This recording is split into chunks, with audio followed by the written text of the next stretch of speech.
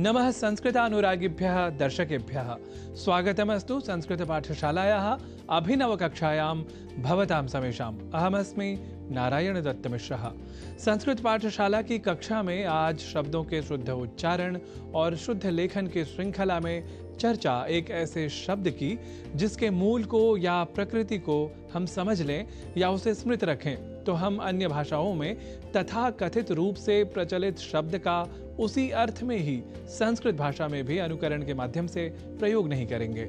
उदाहरणतः आपने पहले ही जान लिया है कि सत्ता शब्द का हिंदी आदि भाषाओं में जो आज का प्रयोग है वह संस्कृत सम्मत नहीं है।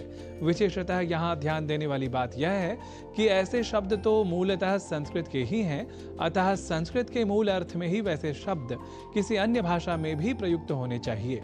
इसे ही अधिक तर्कसंगत और न्यायपरक कहा जाएगा।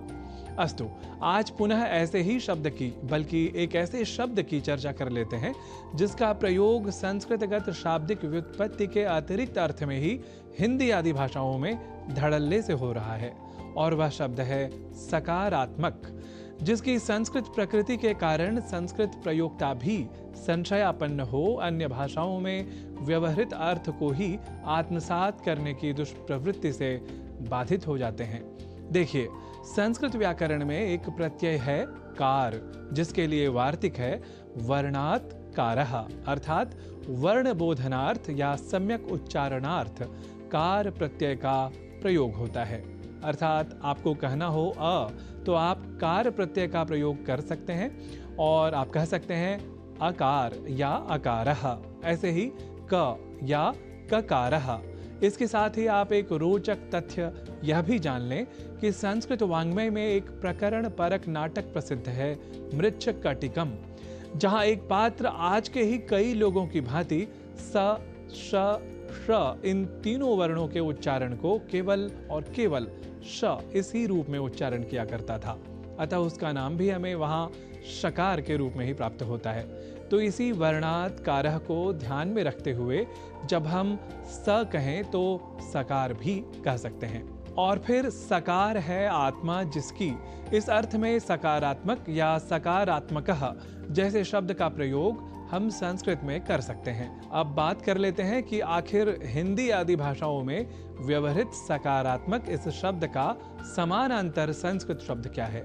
देखिए, इसके लिए तो धनात्मकः, सम्यक, साधु, सुष्ठु जैसे शब्दों का प्रयोग हम कर सकते हैं।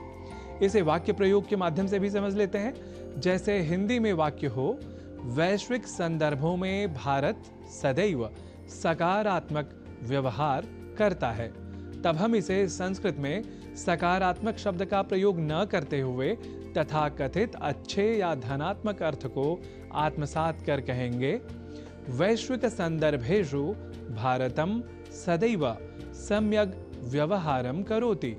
ऐसे ही हिंदी में कहें कि इस समय वैश्विक वित्तीय स्थिति सकारात्मक है, तो संस्कृत में इसे कहेंगे एतस्मिन् समये वैश्विकी वित्तीय स्थितिः धनात्मिकी अस्ति। और कहा जाए कि संस्कृत और संस्कृति के प्रति रहें सभी सकारात्मक, तो इसे संस्कृत में कहेंगे संस्कृतं संस्कृतिं च प्रति भवन्तु सर्वे धनात्मकाः।